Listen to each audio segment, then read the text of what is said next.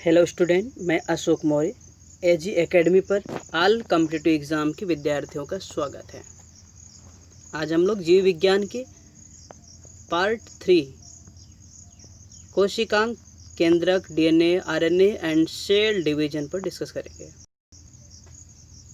देखते हैं स्टूडेंट कुछ इम्पोर्टेंट कोशिकांग और उसके खोजकर्ता और उसके उपनाम। जैसे कि पहले नंबर पर दे रखा है जीव द्रव्य। जीव द्रव्य की खोज पुरकिंजे ने की। जीव द्रव्य की खोज पुरकिंजे ने की। इसका उपनेम कुछ नहीं है स्टूडेंट। राइबोसोम। राइबोसोम की खोज रॉबिन्सन व ब्राउन ने की। इसे प्रोटीन की फैक्ट्री भी कहा जाता है। लाइसोसोम। लाइसोसोम की खोज डी डुवे ने की। इसे आत्महत्या की थैली भी कहते हैं। माइटोकॉन्ड्रिया की खोज अल्टमैन ने की। इसे शक्ति केंद्र भी कहा जाता है। तारक काय, इसकी खोज टी बावेरी ने की। ये केवल जंतु कोशिका में पाया जाता है। गाल्जी काय, इसकी खोज कैमिलो गाल्जी ने की। इसे यातायात प्रबंधक कहते हैं, यानी कि ट्रैफिक कंट्रोलर भी कहा जाता है। अगला है स्टूडेंट कोशिका द्रव्य। कोशिका द्रव्य की खोज कार्टी एवं डोजार्डिन ने की। इसका उपनेम कुछ नहीं है। नेक्स्ट है स्टूडेंट केंद्रक और लास्ट है। केंद्रक की खोज रॉबर्ट ब्राउन ने की। केंद्रक की खोज रॉबर्ट ब्राउन ने की। इसका भी उपनेम कुछ नहीं स्टूडेंट।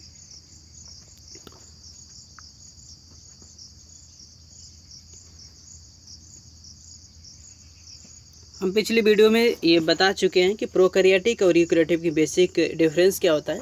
यहाँ पर भी थोड़ा सा देख लेते हैं। प्रोकैरियोटिक क्या होता है स्टूडेंट, तो इसमें केंद्रक झिल्ली नहीं होती, और यूकैरियोटिक में इसमें केंद्रक झिल्ली सहित पूर्ण विकसित होता है।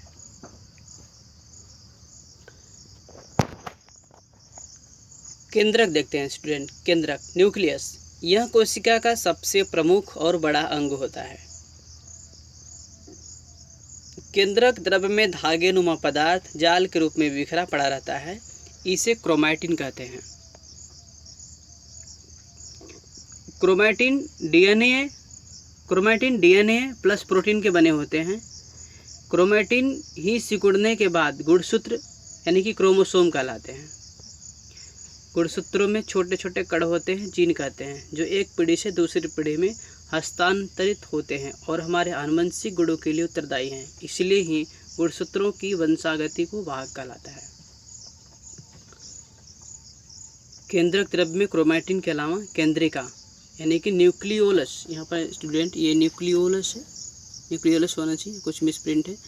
केंद्रिका न्यूक्लियोलस होती है जिसमें राइबोसोम के संश्लेषण होता है, जिसमें राइबोसोम के लिए संश्लेषण होता है। तो ये स्टूडेंट क्रोमोसोम का स्ट्रक्चर है। ये student DNA double helix model है जिसको वाटसन एंड क्रिक ने दिया है। ये जो सोम और ये है क्रोमैटिन लूप्स। ये है टोटल ये स्ट्रक्चर है, ये क्रोमोसोम का स्ट्रक्चर। ये जिसके कुछ पार्ट हैं, जिसे पीआर्म बोला जाता है इसको। ये सेंट्रोसोम, जहाँ पर दोनों जॉइंट होते हैं, सेंट्रोसोम है ये। इसे सेंट्रोसोम कहा जाता है जहाँ पर जॉइंट होता है। ये क्यू आर्म है, और ये स्टूडेंट इसके सबसे निचले भाग को इसको टीलोमेयर बोलते हैं। ये टीलोमेयर है, दोनों में टीलोमेयर।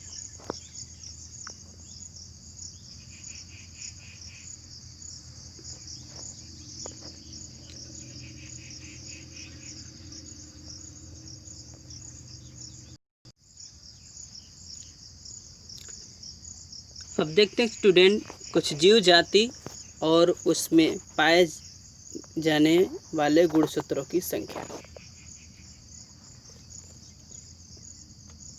जैसे मच्छर देखते हैं, तो मच्छर में गुणसूत्र की संख्या 6 होती है।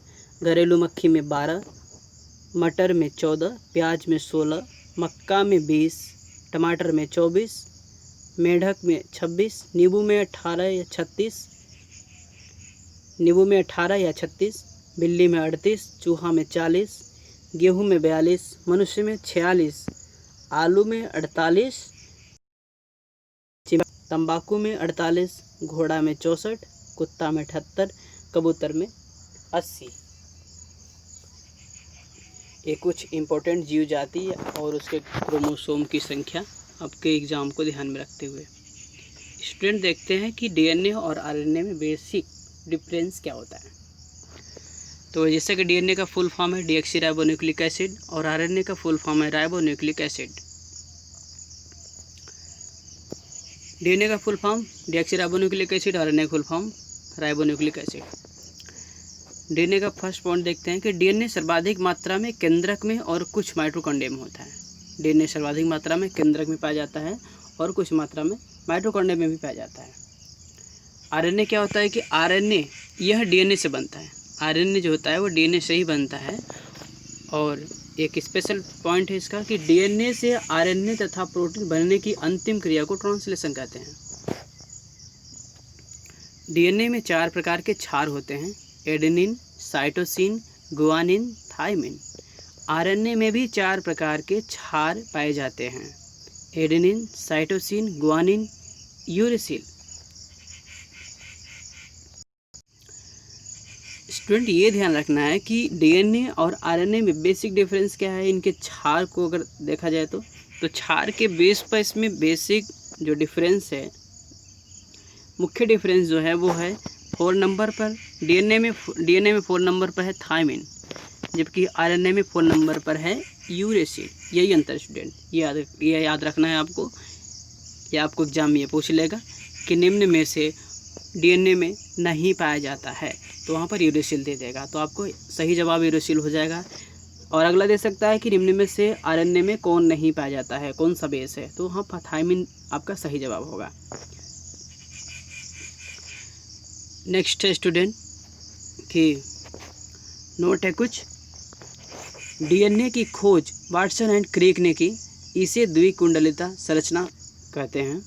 आरएनए 3 प्रकार का होता है, RNA ribosomal RNA, tRNA transfer RNA, mRNA यानी कि मैसेंजर आरएनए।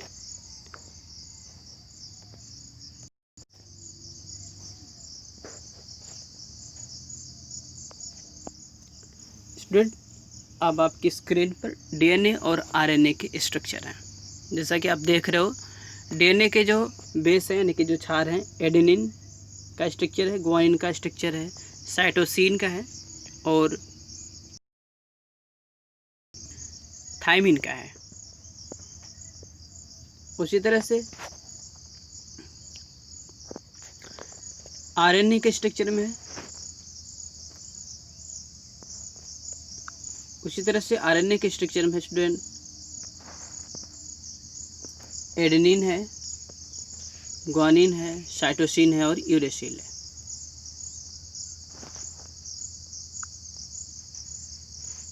डीएनए के इस डबल हेलिक्स मॉडल को इसको वाटसन एंड क्रिक ने दिया, जिसके लिए उन्हें नोबेल प्राइज मिला था। अब देखते हैं स्टूडेंट कोशिका विभाजन, सेल डिवीजन।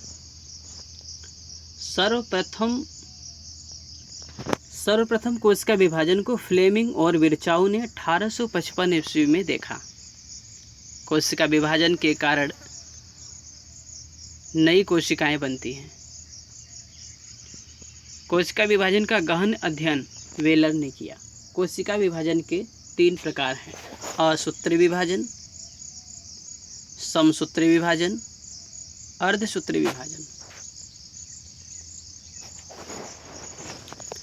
कोशिका विभाजन के 3 प्रकार है, 3 टाइप से सेल डिवीजन होता है। फर्स्ट है असूत्री विभाजन यानी कि माइटोसिस डिवीजन। दूसरा है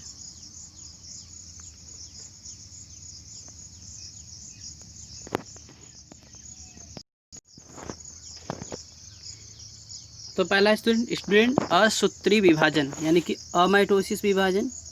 दूसरा है समसूत्री विभाजन, माइटोसिस विभाजन। तीसरा है अर्धसूत्री विभाजन यानी कि इंग्लिश में इसको बोलते हैं मियोसिस।